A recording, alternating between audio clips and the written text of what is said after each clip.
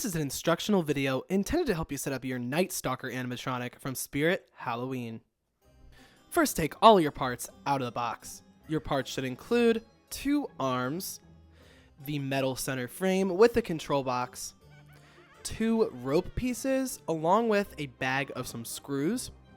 You should also have the burlap collar, 2 plastic wood boards, the metal base, 2 metal support poles, a foam shaping piece, the head, the adapter, and the pants and shirt which come connected along with the IR sensor. Begin by placing the base on a flat surface with the longer side facing the front. Then go ahead and insert the 2 metal support poles into the base. It doesn't matter which order, just use the corresponding locking pins and attach one on top of the other.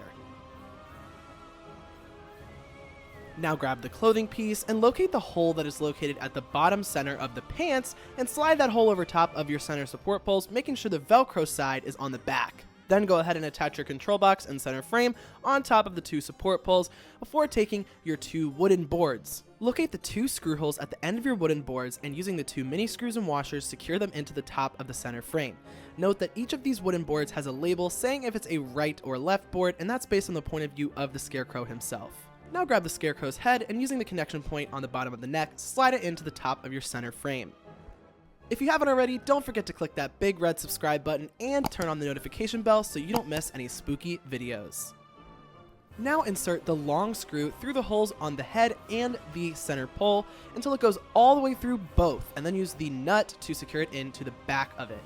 And now you'll want to go ahead and slide on the foam shaping piece. You kind of got to squeeze it under, but make sure that it's in the orientation you see here so that it doesn't hinder the neck movement. I know because I did this by accident myself, and it can mess up your prop.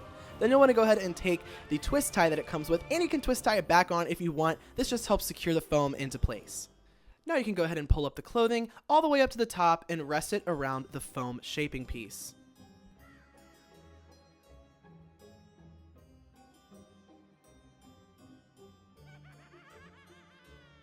Inside the back of your Scarecrow, you will see a white wire coming from the head and the control box that you want to snap in together. There's also going to be a blue wire coming from the control box that you want to plug into the one coming from the IR sensor. Mine just happened to be broken here, so I couldn't show you actually me plugging it in. But then once you get all those wires connected, you can go ahead and Velcro up the back of the clothing piece until it covers up the inside.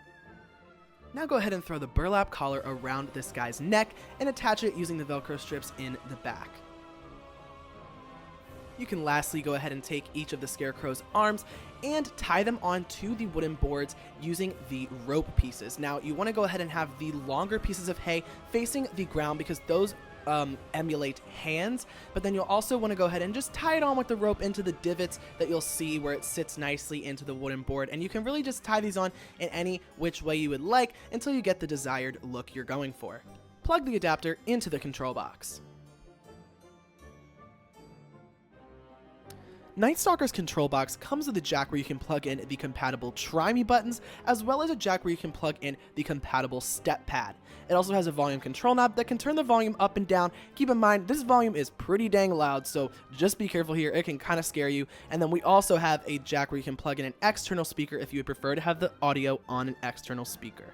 Go ahead and plug your adapter into an outlet, and your setup of Night Stalker is complete.